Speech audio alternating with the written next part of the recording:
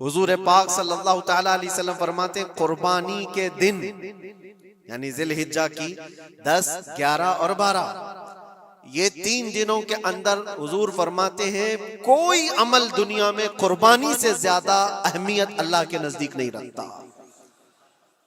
کوئی عمل اللہ کو اس سے زیادہ پیارا نہیں ہے قربانی.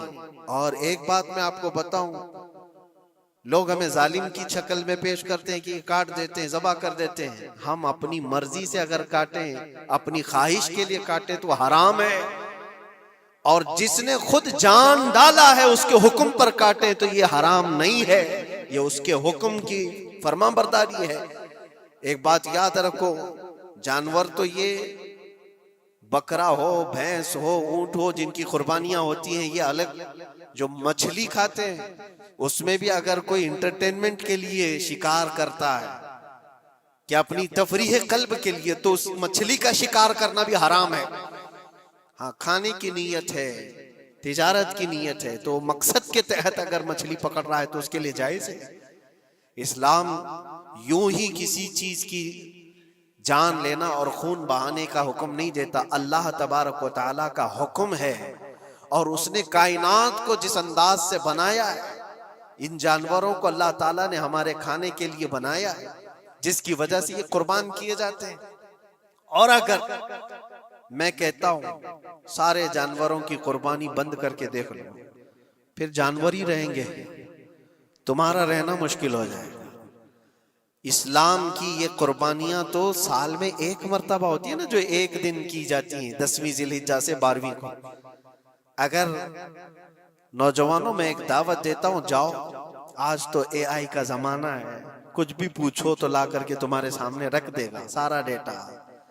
ذرا یہ بھی ڈیٹا نکال کر کے دیکھ لو کہ سال بھر میں KFC میں کتنی چکن ذبح ہوتے ہیں پوری دنیا بھر میں پر ڈے. میکڈونلڈ صرف چکن ہی نہیں بیچتا، گائے کا گوشت بھی بیچتا ہے پوری دنیا بھر میں، جس کو یہاں پر بھی بہت سینے سے لگا کر کے رکھے گئے ہیں. پوری دنیا بھر میں ان کا استقبال ہے کیونکہ امریکن کمپنیاں ہیں، باپ دادا کی کمپنیاں ہیں، ان کو کوئی آنکھ نہیں دکھا سکتا. اور انٹرنیٹ کے ڈیٹا کے حساب سے پر ڈے 68,000 گائے تو میکڈونلڈ ذبح کرتا ہے. پر ڈے کی بات کر رہا ہوں، سال بھر کی نہیں. سال بھر ان کا ڈیٹا بہت زیادہ ہے، ملینز میں ہے. اور 1 بلین سے زیادہ چکن وہاں پر بھی قربان ہوتی ہیں جو فرائیڈ چکن کھاتے ہیں. یہ تو ایک کمپنی کی بات کر رہا ہوں، ایسی بہت ساری کمپنیاں ہیں. تو کبھی کسی نے یہ اعتراض کیا کہ یہ کمپنیاں اتنے جانوروں کو ذبح کرتی؟ نہیں، بقرعید کے دن سب کے سینگ نظر آتے ہیں، جانوروں کی محبت امڑ امڑ کر کے آتی ہے. سال بھر جو قربان ہو رہے ہیں، کبھی کسی نے آبجیکشن نہیں کیا کہ یہ سارے آؤٹ لیٹس بند کیوں نہیں کر دیے جاتے، یہ ساری دکانیں کیوں نہیں بند کر دی جاتی جو سال بھر ذبح کر رہے ہیں. ہاں ہو سکتا ہے میکڈونلڈ یہاں نہیں ذبح کرتا گائے کو کیونکہ یہاں پتہ ہے حالات صحیح نہیں ہیں، لیکن دوسری جگہ پر جا کر دیکھیں سب جگہ پر بیف آسانی سے ان کے ہاں ملتا ہے. میں یہ باتیں صرف اور صرف یہ اس لیے کہہ رہا ہوں، پھیلایا ہوا پروپیگنڈا کیا ہے. جانوروں سے محبت یہ سکھائیں گے ہمیں. اللہ کے نبی صلی اللہ تعالی علیہ وسلم فرماتے ہیں، بنی اسرائیل کی ایک خاتون کو میں نے جہنم میں دیکھا. کس بنیاد پر؟ فرماتے ہیں وہ عبادت گزار تھی، زاہدہ تھی، پرہیزگار تھی، لیکن ایک بلی پالی ہوئی تھی اور اس نے کبھی عبادت کرنی ہوتی تو 2 دن 3 دن تک اپنے کمرے میں گوشہ نشین ہو جاتی تھی اکیلی.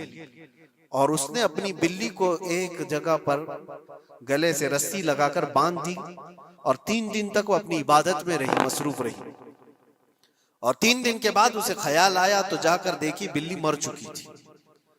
حدیث پاک میں صحیح حدیث ہے، اللہ کے نبی صلی اللہ علیہ وسلم فرماتے ہیں صرف اس بنیاد پر اللہ تبارک و تعالیٰ وہ عبادت کرنے والی عورت کو جہنم میں بھیج دیا. جو میری مخلوق پر رحم نہیں کرتا وہ رحم کے قابل نہیں ہے. یہ سکھائیں گے ہمیں جانوروں پر رحم کرنا.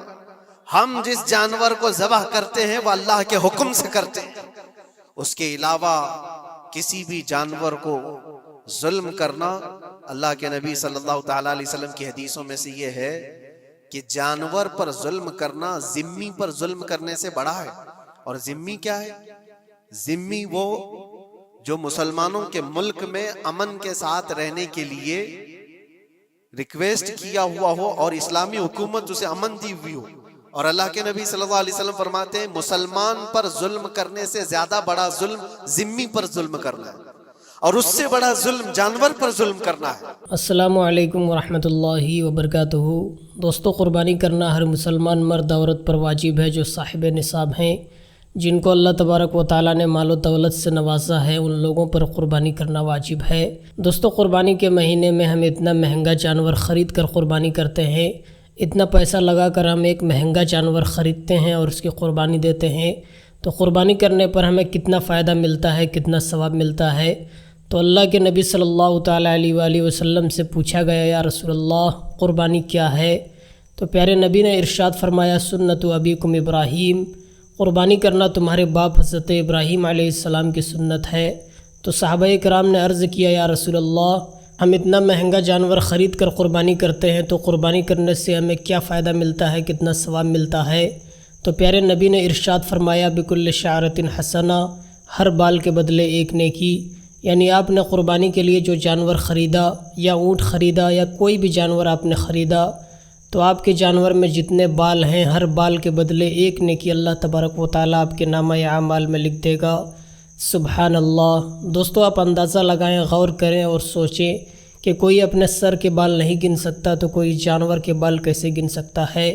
اس کا مطلب یہ ہوا کہ اگر آپ اللہ کی رضا کی خاطر کوئی بھی جانور اللہ کی راہ میں قربان کرتے ہیں، اس کی قربانی کرتے ہیں اللہ کی رضا کی خاطر، تو اللہ تبارک و تعالیٰ آپ کے نامہ اعمال میں انگنت نیکیاں لکھتا ہے، بے شمار نیکیاں لکھتا ہے۔ لہٰذا دوستو، اگر آپ پر قربانی واجب ہے، آپ صاحب استطاعت ہیں، اللہ نے مال و دولت سے نوازا ہے، تو آپ قربانی ضرور کریں۔ قربانی کرنے سے انسان اللہ کی بارگاہ میں مقبول ہو جاتا ہے۔ دوستو، ہمیں سب سے پہلے یہ سمجھنا ہے کہ اللہ تبارک و تعالیٰ نے ہمیں اس دنیا میں کیوں بھیجا، اس کے پیچھے کا مقصد ہمیں سمجھنا ہے۔ تو اللہ تبارک و تعالیٰ نے ہمیں اس دنیا میں بھیجا ہے، اس کے پیچھے کا مقصد صرف ایک ہے کہ ہم اللہ کی عبادت کریں۔ لیکن آج مسلمان صرف اسی کام کو چھوڑ کر تمام کاموں میں مشغول ہے۔ لیکن دوستو، ہمیں اپنی دنیا بھی سنوارنی ہے، آخرت بھی سنوارنی ہے، کیونکہ ہر ایک انسان کو اس دنیا سے جانا ہے۔ تو اس دنیا میں ہیں تو اچھے اعمال بھی کریں، تمام برائیوں سے بچنے کی کوشش کریں، کیونکہ مرنے کے بعد ہر ذرے کا، ہر قطرے کا آپ کو حساب دینا ہے۔ تو اس ویڈیو پر آپ اپنی کیا رائے رکھتے ہیں، ہمیں کمنٹ کے ذریعے ضرور بتائیں، اور اس ویڈیو کو زیادہ سے زیادہ اپنے دوستوں احباب تک ضرور شیئر کریں۔ خدا حافظ۔